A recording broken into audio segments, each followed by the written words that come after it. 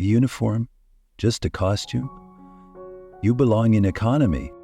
Those were the words that stripped away dignity in an instant, not from a man in disguise, but from a soldier sworn to protect the crown. Before we begin, if you've ever been judged unfairly based on how you look or what you wear, hit that like button. Share your experience in the comments below, and if you believe respect is earned through actions, not appearance, subscribe to this channel. We bring you real, powerful stories every day that restore faith in character over class. Now, stay with me to the end. Because what happened next? It didn't just change a flight, it shook an entire airport and reminded us all of what true service really looks like. Caleb Morgan wasn't just another traveler walking through London's Gatwick Airport. He moved with precision. His black leather boots polished like glass, his red ceremonial tunic pressed with military perfection. He wasn't a man in uniform. 17 years as a royal guard had taught Caleb the meaning of silence under pressure. He'd faced thousands of tourists poking at him for a photo, endured sleet, heat, and the cold indifference of strangers. But this time, it wasn't tourists. It was the airline. It was official duty, a last-minute ceremonial reassignment from Windsor to Edinburgh. Because of the urgency, the British military had secured a first-class ticket, ensuring he'd arrive in proper condition. But the moment he approached the counter, the tone changed. "Is that real? Are you playing dress-up? Let me see that ticket again." And within minutes, his dignity was challenged, his service questioned, and his seat revoked. Caleb stood motionless, his gloved hands resting on a single leather bag, the weight of centuries of tradition clashing with the modern indifference before him. The check-in agent had already made the call. Now came the manager. Elliot Granger, dressed in a tailored gray suit with a lanyard of false confidence, strode up with a look that said everything before he even spoke. "What exactly is the purpose of this outfit?" he asked, eyes scanning Caleb's red tunic like it was a costume in a parade, not a uniform tied to 1,000 years of service. "I'm Sergeant Caleb Morgan, Royal Guard. I'm traveling to Edinburgh under direct orders from my commanding officer," Caleb replied, presenting his ID ticket and documentation, each placed with precise alignment. Granger frowned. "This is highly irregular. We don't usually see ceremonial military uniforms in commercial cabins, especially first class." "Sir," Caleb answered evenly, "this travel was arranged through military channels due to the urgency of my assignment. My orders are clear." The words meant nothing. Rebecca, the check-in clerk, whispered behind her monitor, "Security's on their way." Passengers began to stare. Phones were raised. Caleb, trained to hold posture through thunder and jeers, felt the heat, not of the uniform, but of quiet humiliation. Within minutes, 2 officers arrived. One, Officer Daniels, stiffened subtly at the sight of Caleb. The other, Matthews, looked confused. "We've been asked to verify your credentials, sir," Daniels said respectfully. "Of course," Caleb replied calmly. "Protocol is important." Even after full verification, the manager remained dismissive. "All this ceremony? For what? You think the taxpayers would approve of you flying first class?" Granger muttered. That was the moment. Not the doubt, not the suspicion.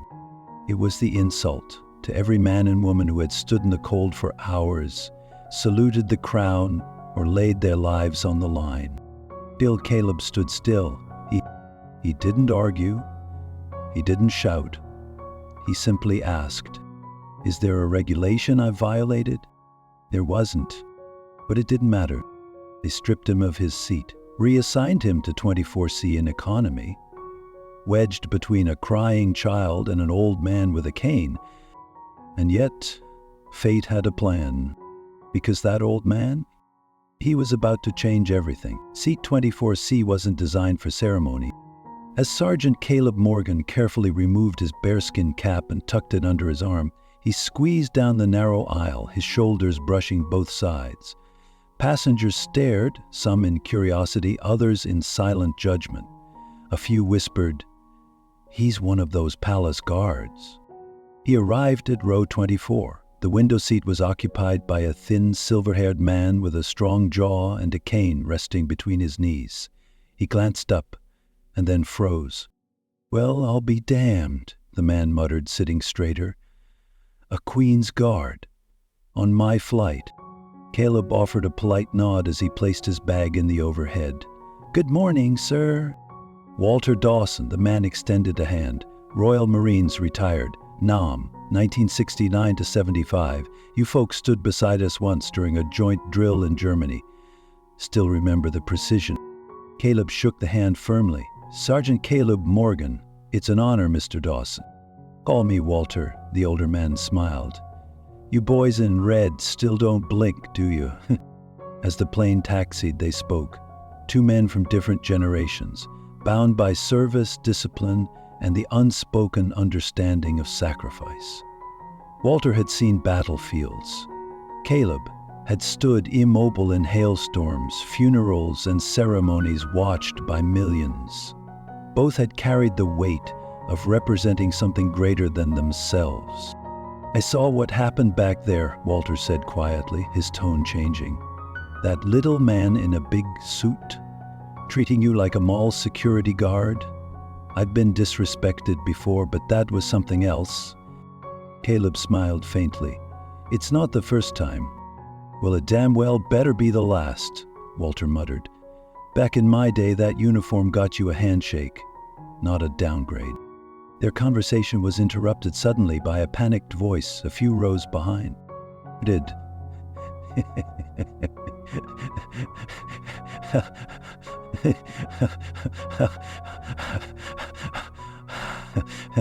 help!"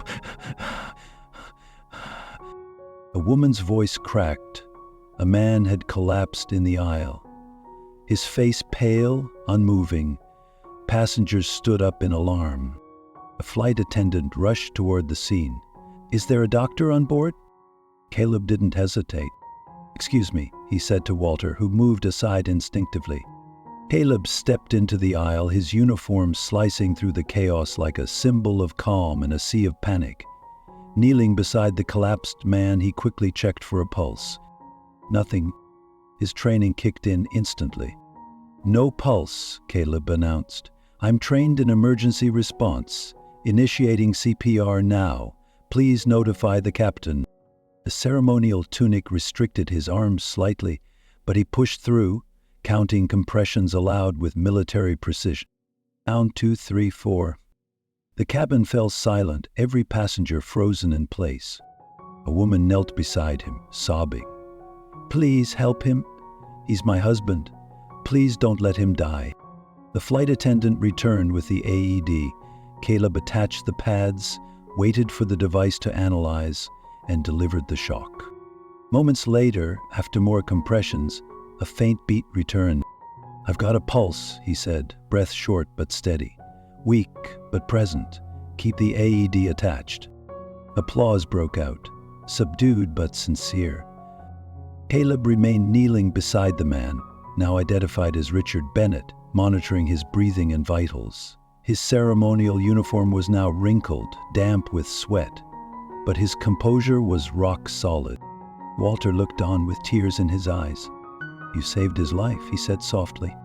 Caleb didn't look up, just did what needed to be done. The aircraft touched down at Newcastle International Airport with a thud that seemed to echo the weight of what had just happened. Paramedics waited at the gate, equipment ready, faces tense. Caleb remained beside Richard Bennett until they reached the door. "Cardiac arrest, mid-flight," Caleb reported professionally. "No pulse for roughly 3 minutes. 1 AED shock administered, pulse recovered but unstable." One of the paramedics looked at him in disbelief. "Your intervention? Textbook perfect. If you'd been even 1 minute later..." She didn't finish. She didn't have to. Richard's wife clutched Caleb's hand as tears streamed down her face. "How do we even begin to thank you?" Caleb offered a gentle nod. "No thanks needed, ma'am. I'm just glad he made it." Once the scene calmed, Caleb stepped away from the gathering crowd of grateful passengers. He found a quiet corner by a window overlooking the rainy tarmac, reached into the inner pocket of his tunic, and pulled out his military-issued phone. He dialed a familiar number. 2 rings. "Commander Blackwood?" came the crisp voice on the other end. "Sir, Sergeant Caleb Morgan, reporting a travel delay. You were due in Edinburgh an hour ago." "Yes, sir. The aircraft made an emergency landing in Newcastle. A medical emergency on board." A brief pause. "Were you involved in the response?" "Yes, sir. I performed CPR on a passenger. The flight crew confirmed I stabilized him prior to landing." Another pause, then a short exhale followed by something rare from Blackwood. A note of pride. "Well done, Sergeant. Very well done."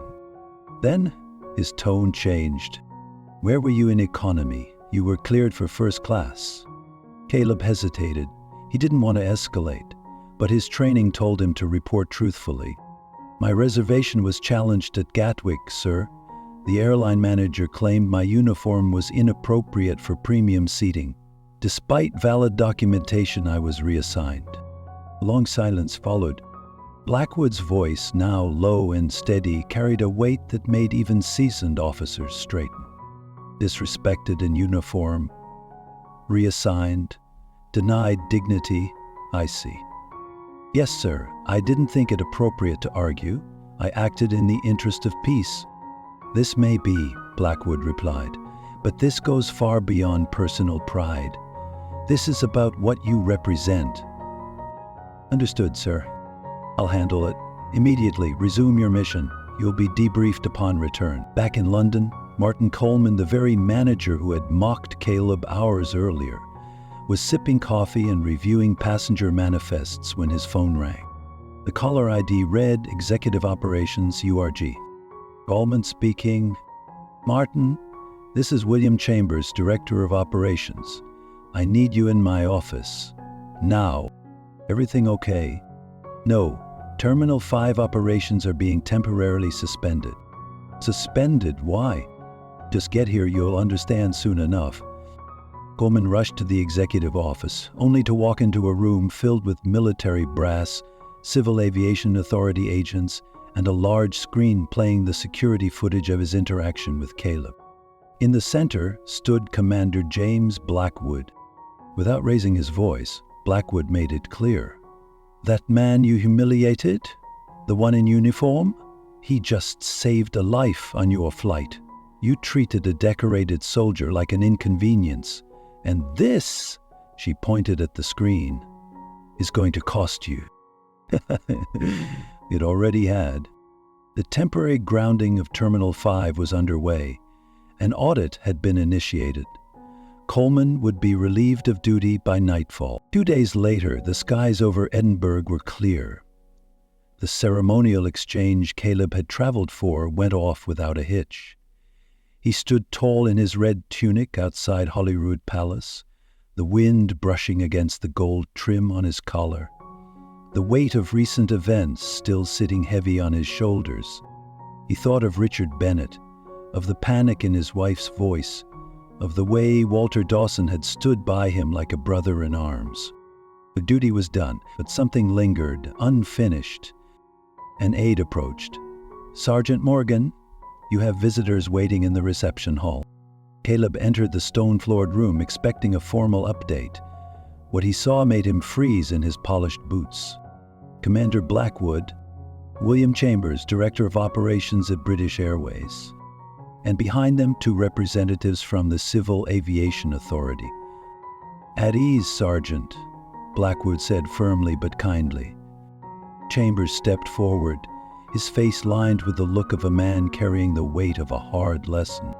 "Sergeant Morgan," he began, "I've come to offer a formal apology for the treatment you received at Gatwick. It was not only unprofessional, it was discriminatory, and it was wrong." Caleb, ever composed, gave a short nod. "Thank you, sir. Apology accepted." Chambers wasn't done. "This incident reveals systemic failures in how our staff are trained to interact with servicemen and women. Mr. Coleman has been dismissed from his position. Ms. Rebecca Norton has been placed on administrative leave, pending comprehensive retraining. A CAA official added, "We've launched a full review of Terminal 5. Multiple prior complaints, mostly ignored, came to light after your report. The terminal will remain under audit until those issues are resolved." Blackwood turned to Caleb, his gaze steady. "You didn't just serve the crown that day. You served every soldier who's ever been disrespected in silence." Chambers cleared his throat. "There's more," he said. "Mr. Bennett, the man whose life you saved, has made a full recovery. His family would like to meet you when you return to London." Caleb's expression softened. "I'm glad to hear that, sir." Chambers extended a final invitation. "We're developing new travel protocols for active military on duty. We'd value your input on shaping it." Caleb paused, then nodded. "If it can prevent another incident like this, it would be my honor." As the room quieted, Blackwood said one last thing. "You were never out of place, Sergeant. The system was. But it's been corrected because you stood with grace when it mattered most." That evening, alone in his hotel room, Caleb reflected. He hadn't spoken out to make headlines. He hadn't caused a scene. He hadn't raised his voice. But by standing still, by doing his job with dignity, by saving a life without asking for credit, he changed everything. A system, a reputation, a life. In a world quick to judge and slow to apologize, some men teach us that true strength isn't loud. It's steadfast, it's humble, and sometimes it wears a red coat.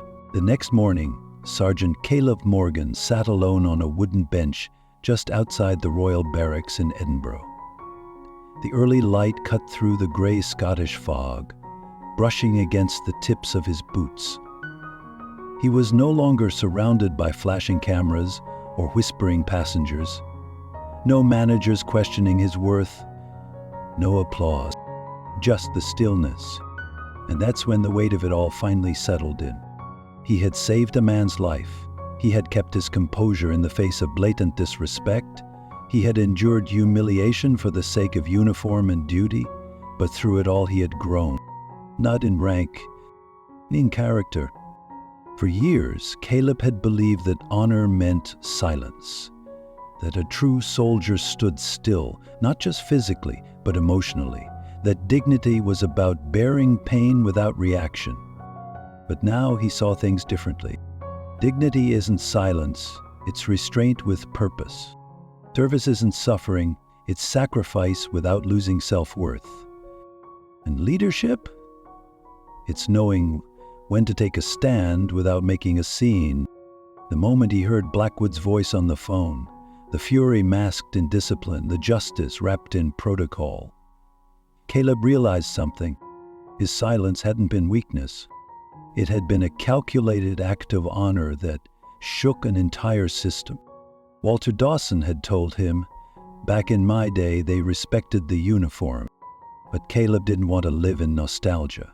He wanted to build a future where respect wasn't rooted in fear, but in shared humanity. When he met with British Airways again, he didn't demand revenge. He asked for reform. Better training, more awareness, clearer channels for military personnel to be recognized, not ridiculed. He became part of the protocol development team. He reviewed case studies, gave input, even suggested a mentorship program between airline staff and active military.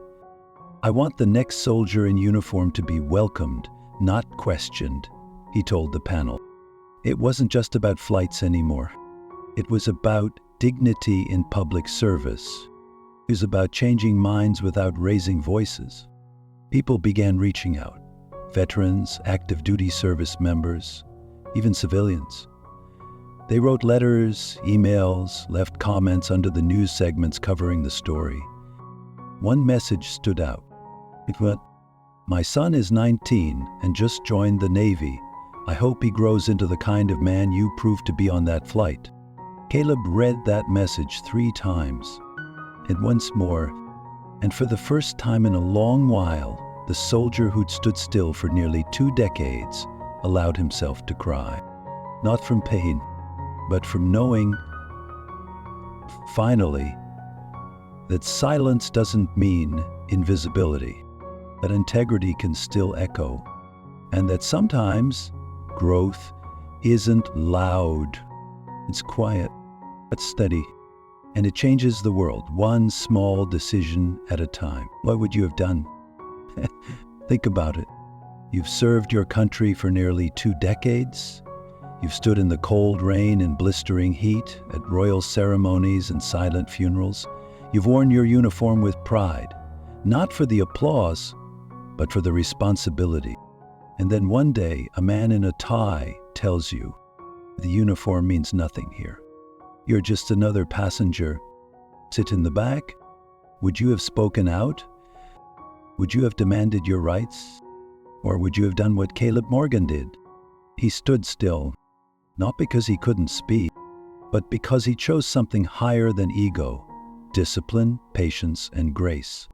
And in that moment, without raising his voice, without pointing a finger, he told the world exactly who he was. Then life threw him a test. When Richard Bennett collapsed in that narrow aisle, when no one else moved, Caleb did. Without asking permission, without checking if anyone was watching. He acted with courage built over years of quiet service. And because of that, a man lived. But the story doesn't end there. The airline changed its policy. Airport staff were retrained. Discriminatory patterns were uncovered. And for the first time in over a year, servicemen were being welcomed, not questioned.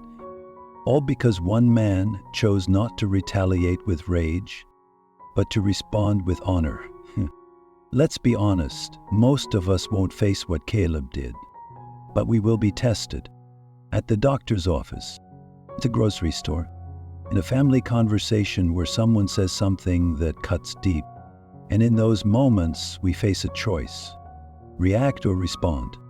They'll explode or endure. Prove them wrong with noise or prove them wrong with grace. You don't have to wear a red uniform to make a difference. You just have to wear your integrity and refuse to take it off when it gets uncomfortable. What about you? Have you ever been dismissed, ignored, or looked down upon just because of what you wore, what you looked like, or where you came from? If you had been in Caleb's shoes, how would you have responded? Let us know in the comments below. You read every story and your voice might be the one that encourages someone else. Sergeant Caleb Morgan never raised his voice. He didn't argue. He didn't record the incident for sympathy online. He didn't write a complaint post or storm out of the terminal. And yet, he changed everything. See, that's not weakness. It's power held under control. Caleb reminded us of something deeply valuable. You don't need to shout to be heard, and you don't need to fight loud to win right. It's not about ego, it's about principle. And in today's world where arguments go viral and outrage earns attention, it's refreshing to see that calmness still holds authority. But what about you? You may not be a royal guard. You may not wear a red tunic or stand outside palaces. But life still tests you. Here are 3 real-life situations where Caleb's lesson applies to everyday life, especially for those of us in our golden years. 1. At the doctor's office. You've waited patiently, but when you speak, the doctor addresses your caregiver instead of you. You feel invisible. What Caleb would do. Stay composed. Ask one clear question, kindly but firmly. Doctor, would you mind speaking directly to me? You deserve dignity in your own care. 2. At the checkout counter. You're paying in cash. The line behind you sighs loudly. The clerk rolls their eyes. What Caleb would do. Don't rush. Don't apologize. Look up and say, "I'll be done in just a moment. Thank you for your patience." You've earned the right to move at your pace, with grace. 3. In a family conversation, someone younger cuts you off or jokes, "Okay, Grandpa, we get it." The room chuckles, but you feel dismissed. What Caleb would do. No need to scold, just say, "I share because I care. One day, you'll want someone to listen to you too. Wisdom doesn't need defense, it speaks for itself. If you remember one thing, it's this. You don't need to be younger, louder, or faster to make an impact. You just need to remain steady when the world shakes. Caleb's quiet strength teaches us to respond instead of react, to choose dignity over drama, and to let our example speak when our words are ignored. Now it's your turn. Reflect and act. Think back. Have you been overlooked or talked down to recently? Have you ever handled a situation like Caleb with calm strength? Share your story in the comments below. You may inspire someone who's facing something similar right now. And here's your challenge. This week, when someone tests your patience or underestimates your worth, pause and choose Caleb's way. Respond with calm, stand with quiet pride, and let your actions remind the world who you are. How meaningful was Caleb's story for you? Give it a rating from 1 to 10 in the comments. Tell us why and how it relates to your own life. If this made you think differently, even just a little, like the video and subscribe for more stories like this. Because sometimes, the strongest men don't need to be loud, they just need to be present. And the most powerful lessons, they often come from the quietest heroes.